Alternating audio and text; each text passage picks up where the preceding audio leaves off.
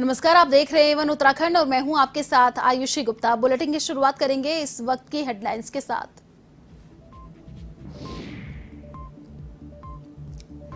Yamunotri national highway पर सड़क हादसे में 26 तीर्थयात्रियों की मौत, कई घायल।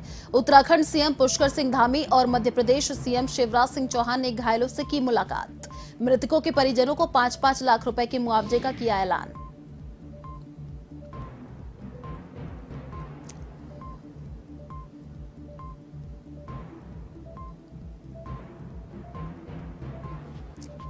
आईटीबीपी के जवानों के हौसले को सलाम। 22,850 फीट की ऊंचाई पर किया योग। जवानों ने 2 जून को माउंट आबू गामीन चोटी की थी फतह।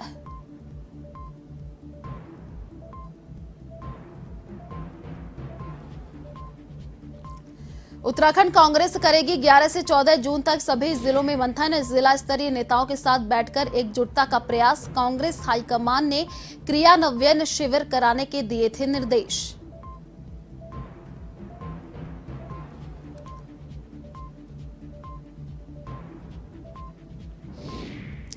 उत्तराखंड एसटीएफ की हरिद्वार में कार्रवाई। नकली दवा बनाने वाली कंपनियों पर कसा शिकंजा। सहारनपुर क्षेत्र से 15 लाख रुपए की नकली दवाएं बरामद।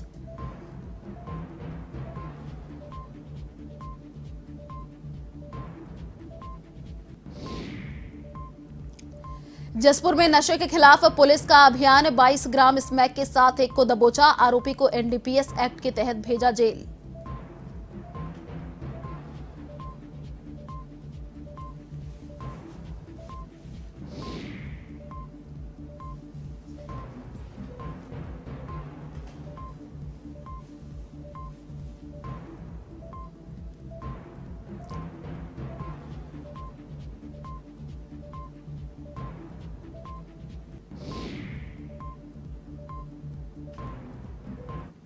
और अब खबरें विस्तार से। खबर उत्तराखंड के देहरादून से, जहां डामटा के समीप रिखाऊ खड्ड क्षेत्र में बस अनियंत्रित होकर खाई में गिर गई, जिसके चलते बस के टुकड़े टुकड़े हो गए। बस में मध्य प्रदेश के पन्ना जिले के 28 तीर्थयात्री और ड्राइवर क्लीनर समेत 30 लोग सवार थे। हादसे में 26 लोगों की मौत हो गई। ये सभी यात्री चारधाम यात्रा पर जा रहे थे।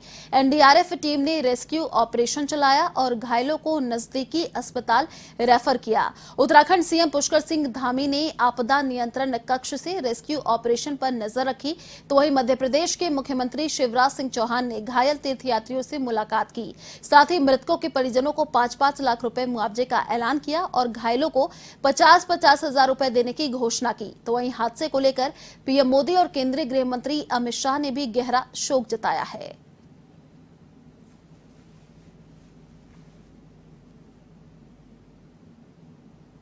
देखिए, बहुत दुखद घटना है और चूँकि जैसा अभी आपने सुना शिवराज जी को, उन्होंने पूरा बताया कि घटना किस प्रकार से हुई। डामटा के पास ये बस 30 लोगों को लेकर जा रही थी यमुनोत्री जिले से और ब्रेक उसका स्टीयरिंग फेल हो गया, जैसा ड्राइवर ने बताया है। लेकिन उसके बावजूद भी हमने इस घटना के मजिस्ट्रियल जांच के आदेश किए हैं और चूँकि चारधाम यात्रा में लगातार लोगों की सुरक्षा, लोगों का आवागमन, उनका आना जाना सुरक्षित हो, उनके लिए सुगम और सरल हो, उसके लिए हम लगातार रजिस्ट्रेशन की व्यवस्था भी कर रहे हैं। उसके बावजूद भी ये घटना हुई बहुत दुखद है और उस घटना में माननीय प्रधानमंत्री जी ने भी लगातार इसको स्वयं जो है व्यक्तिगत रूप से लिया है, माननीय गृह मंत्री जी ने लिया है और मध्य प्रदेश के मुख्यमंत्री शिवराज जी ने लगातार इस घटना के बाद से उन्होंने वहाँ से पहले दूरभाष पर और दूरभाष के बाद सीधे वो जब यहाँ पहुँचे हैं, उन्होंने कंट्रोल रूम में गए हैं, मैक्स हॉस्पिटल में गए हैं, सभी जगह गए हैं और हमारे प्रशासन के लोगों ने भी त्वरित रूप से जितनी कार्रवाई हो सकती थी, बचाव और राहत के जो भी काम हो सकते थे, एनडीआरएफ, एसडीआरएफ, सभी लोगों ने, जिला प्रशासन के लोगों ने लगातार कार्रवाई की। अभी तो हमारा एक सीधे सीधे ये है कि अभी उनके पार्थिव शरीर उनके घरों तक पहुँच जाए, उसके लिए हम लोग कोशिश कर रहे हैं कि जल्दी से जल्दी जौलीग्रांट एयरपोर्ट पर सारी औपचारिकताएँ जो भी हैं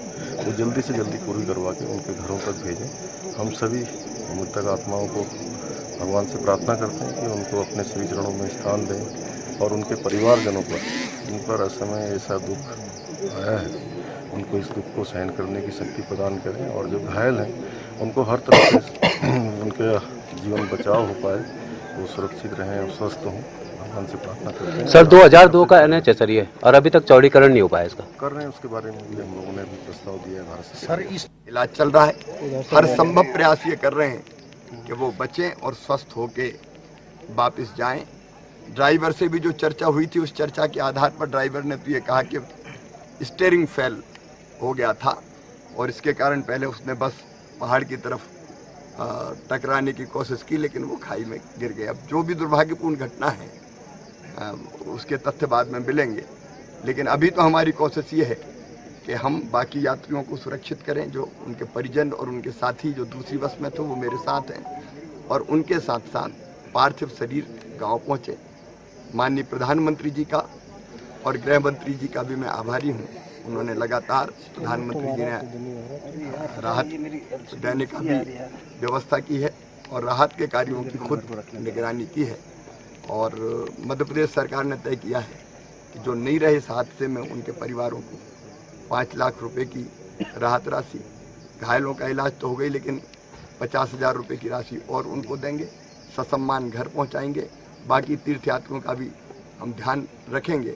यथासंभव जो बेहतर से बेहतर हम कर सकते हैं हम करने का प्रयास कर रहे हैं। और मैं उत्तराखंड के मुख्यमंत्री जी का एक बार फिर से आभार प्रकट करता हूं। उन्होंने तत्परतापूर्वक सारे राहत और बचाव के कार्य किए हैं। NDRF की टीम, SDRF की टीम तत्काल काम में लग गई थी, इसलिए रात के अंधेरे में भी खाई से लोगों को निकाल के लाना हमारे लिए बहुत।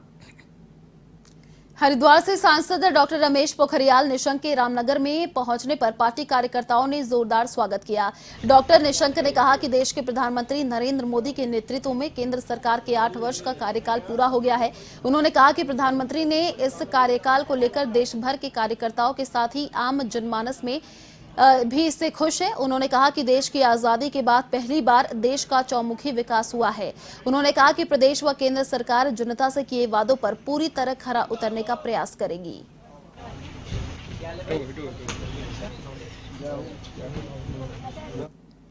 मैं इनको मोदी जी के 8 साल पूरे होने पर इनको बधाई देने के लिए आया हूँ यहाँ पर।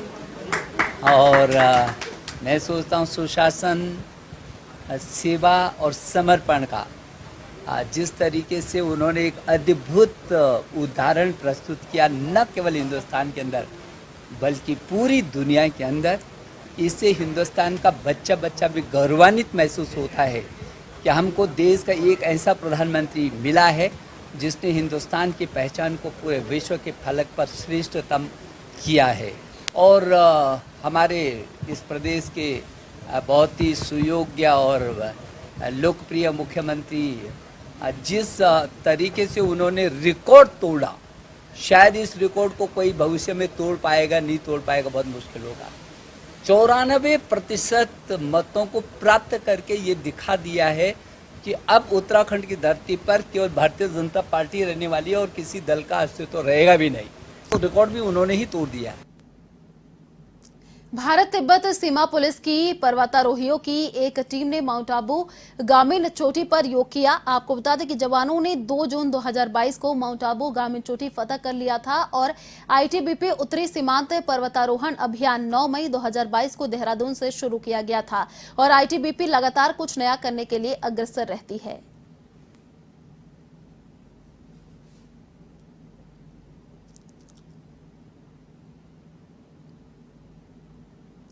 उदयपुर में हुए कांग्रेस के संकल्प शिविर का क्रियान्वयन अब उत्तराखंड के सभी जिलों में कांग्रेस करने जा रही है। 11 से 14 जून तक कांग्रेस सभी जिलों में अपने जिला स्तरीय नेताओं के साथ मंथन करेगी। इसके लिए कांग्रेस हाईकमान ने सभी प्रदेशों में क्रियान्वयन शिविर कराए जाने को लेकर निर्देश जारी किए हैं। आपको बता दें कि कांग्रेस अपने बुरे दौर से बाहर निकलने के लिए अपने हर एक कार्यकर्ता को मजबूत कैसे करे, इस पर काम कर रही है। साथ ही किस तरह से प्रदेश में आगे की रणनीति बनानी है, इस पर कांग्रेस का फोकस है। हाल ही में कांग्रेस ने देहरादून में भी 2 दिनों का नव संकल्प क्रियान्वयन शिविर किया था।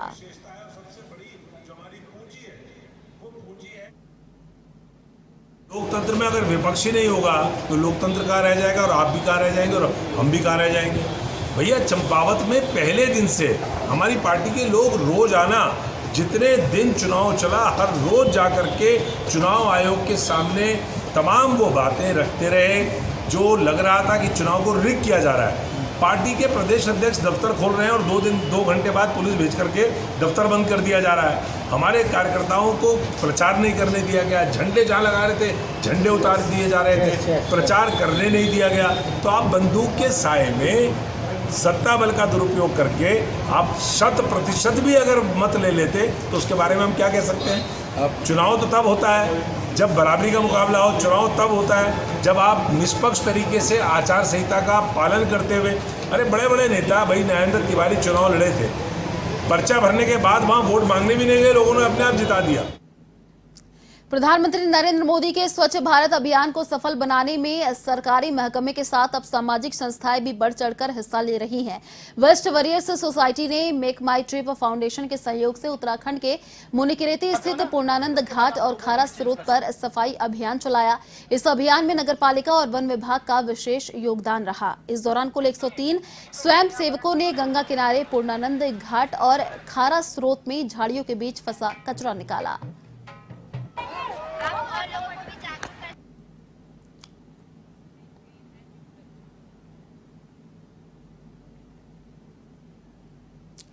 चारधाम यात्रा में यात्रियों की संख्या सीमित होने से उत्तरकाशी में होटल व्यवसायों से लेकर टैक्सी, घोड़ा खच्चर और व्यवसाय से जुड़े सभी लोगों ने बड़कोट में रैली निकाली और यमुनोत्री नेशनल हाईवे जाम कर सरकार के खिलाफ प्रदर्शन किया। साथ ही होटल एसोसिएशन के अध्यक्ष सोमन सिंह राणा ने एसडीएम को ज्ञापन सौंपा और ऑनलाइन की बाध्यता जल्द समाप्त कर यात्रा व्यवस्था को सुचारू करने की सरकार से मांग की।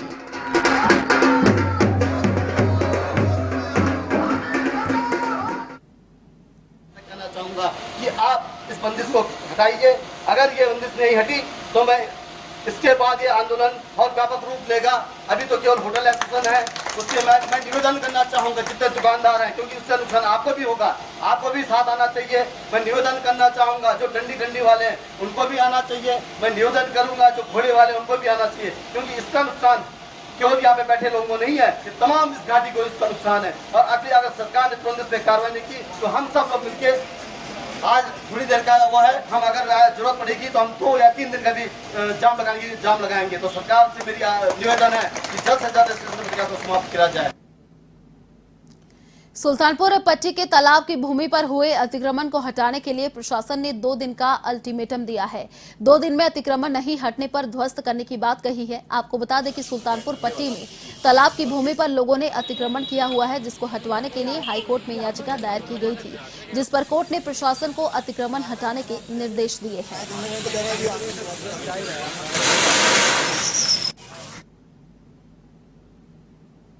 जो सुल्तानपुर पट्टी में तालाब की ज़मीन है तो उसमें मोहम्मद अकरम बनाम स्टेट में आदेश हुए थे कि जो इस तरह की जलमग्न तालाब आदि की भूमि उनको खाली करवाया जाए।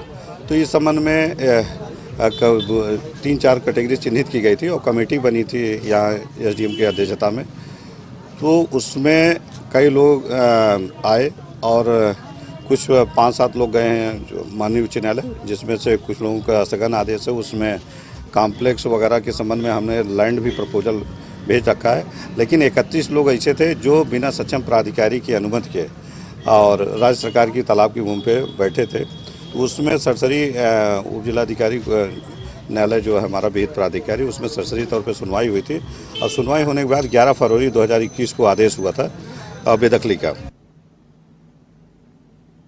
उत्तरकाशी जिले के सुदूरवर्ती सीमांत क्षेत्र में बसा एक छोटा गांव, जहां ग्रामीणों को अपने गांव जाने के लिए प्रशासन द्वारा परमिशन लेना पड़ता है। इस गांव का नाम है निलांग और जादुंग गांव। आपको बता दें कि 1962 में भारत चीन युद्ध के दौरान इस गांव के ग्रामीणों को गांव से सुरक्षा की दृष्टि से हटा दिया गया था, लेकिन अभी तक इन ग्रामीणों को इनके पुस्तैनी गांव में नहीं भेजा गया।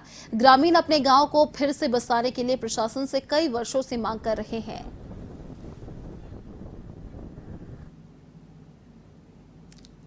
हर साल अपने माता की पूजा के लिए गांव के ग्राम देवता पंडव सब की पूजा के लिए हर साल जाते हैं। तो उसी जाने के लिए भी हमें सरकार से बिना परमिशन के जाने का इजाजत होना चाहिए। इतना अधिकार हमारा ग्राम पंचायत वालों को, वहां के मूल निवासियों को कम से कम दिया जाए।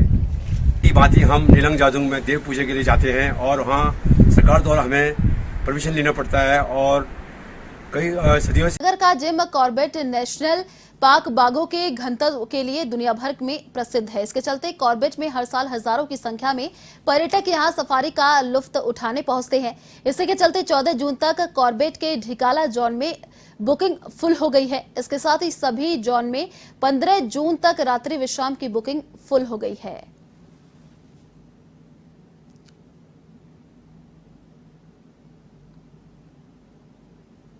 पार्क जो है 14 तारीख तक है, 15 से बंद हो जाएगा। कॉर्बेट का जो भी पर्यटन है इधर वाले ढिकाला जोन में, मेनली ढिकाला और ये वाला जोन है हमारा, ये इसकी बड़ी डिमांड है। ये फुल चल रहा है 14 तारीख तक। और बाकी जोन है जैसे डे सफारी है, ये झिरना है, ढेला है, बिजरानी है और दूसरे जोन है, तो उनमें डे सफारी भी बुक हो मतलब फुल चल रही है समझो। अगर कहीं पे कभी कोई मान लो ग्रुप नहीं आया, वो कैंसिल होगी, तभी बड़ी मुश्किल से किसी को मिलता है कि जो भी है। तो 14 तारीख तक तो मैं समझता हूँ कि इतने ज़्यादा पर्यटक हैं और इतनी डिमांड आ रही है तो हम पूरी सर्व भी नहीं कर पा रहे हैं उनकी। उत्तराखंड एसटीएफ ने नकली दवा बनाने वाली कंपनियों पर शिकंजा कसते हुए हरिद्वार समेत सहारनपुर क्षेत्र में दवाई बनाने वाली कंपनियों पर छापा मारा। कार्रवाई करते हुए पुलिस ने करीब 15 लाख रुपए की नकली दवाएं बरामद की हैं। एसटीएफ प्रभारी एसएसपी अजय सिंह ने बताया कि बरामद की गई अधिकतर दवाइयां एंटीबायोटिक के तौर पर प्रयोग की जाती हैं। इन दवाइयों को नामी कंपनियों के नाम पर बनाकर बाजार में बेचा जाता है।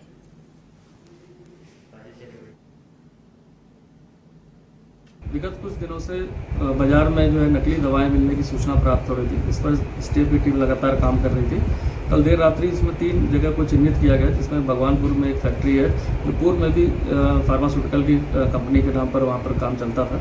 इसी तरह लक्सर में भी एक फैक्ट्री को चिन्हित किया गया जहाँ पर अन्य किसी माध्यम से फैक्ट्री बनाई गई और वहाँ पर नकली दवाओं के रैपर और दवाइयों को पैक किया जा रहा था। इसी प्रकार सहारनपुर क्षेत्र में भी एक फैक्ट्री को चिन्हित किया गया जहाँ पर टीम हमारी पहुँची और वहाँ पर इस तरह के नकली बॉक्सेज और मेडिसिन के काफ़ी सारे वहाँ सामान मिले। पूरी कार्रवाई में अभी तक इसमें 10 से 15 लाख जो ऐसी टैबलेट्स थी वो मिली, जो खासकर एंटीबायोटिक की हैं। विभिन्न कंपनियों के रैपर मिले हैं जो अलग अलग स्थानों पर जो कंपनी मैन्युफैक्चर होती है, लेकिन वो यहाँ पर नकली बनाई जा रही थी। इसमें ड्रग इंस्पेक्टर और अन्य टीमों को लगाया गया है। वेरिफिकेशन का काम चल रहा है। इसमें 4-5 लोग को चिन्हित किया गया जो काम कर रहे थे, उनसे पूछताछ की जा रही है। ऐसी जगहों को भी चिन्हित किया गया है जहाँ पर इस तरह के रैपर्स और नकली रैपर से प्रिंट किए जा रहे हैं, वहाँ भी टीमें भेजी गई हैं। चूँकि ये कार्रवाई अभी चल रही है, पूरी समस्त कार्रवाई होने के उपरांत ही इसमें पूरा डेटा शेयर किया जा सकेगा। लेकिन अभी तक जो जानकारी उसमें 3 जगह ऐसी पर छापा पड़ा है जहाँ पर 10 से 15 लाख टैबलेट्स और नकली रैपर्स और काफ़ी सारा मटेरियल ऐसा मिला है जिससे करोड़ों की मेडिसिन को तैयार किया जा सकता है।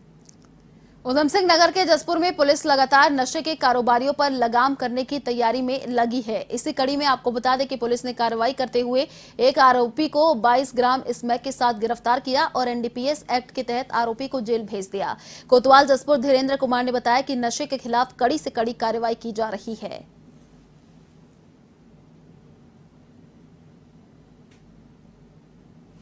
ये श्रीमान वरिष्ठ पुलिस अधीक्षक महोदय के आदेशानुसार नशे के विरुद्ध जितनी कड़ी से कड़ी कार्रवाई हो सकती है हम उतनी कड़ी कार्रवाई कर रहे हैं।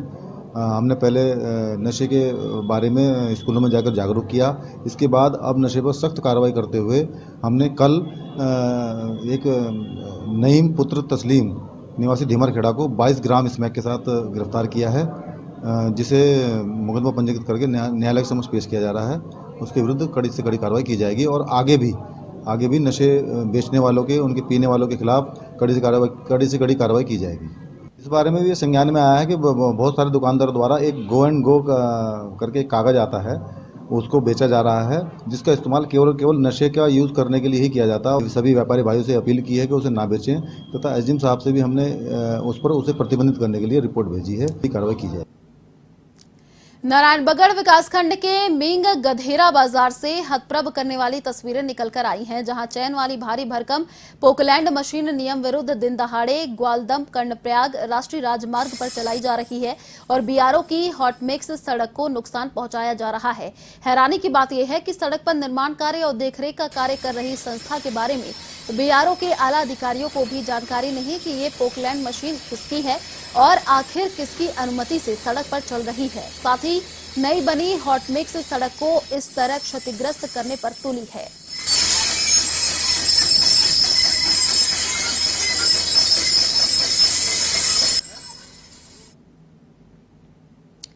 जंगल से भटककर एक हिरन का बच्चा ऋषिकेश में रेलवे रोड स्थित योग साधन आश्रम में घुस गया। आश्रम में घुसते ही हिरन का बच्चा लोगों को देख इधर उधर भागने लगा और आश्रम में लोगों की भीड़ को देखकर हिरन का बच्चा घबराकर एक कोने में जा छिपा। नजारा देख पहले तो आश्रम के संचालक हक्के बक्के रह गए, तो वही सूचना मिलने पर मौके पर पहुंची वन विभाग की टीम और व्यापारी नेता पंकज गुप्ता ने किसी तरह हिरन को पकड़कर जंगल में छोड़ दिया। गंदगी बहुत है ना अंदर।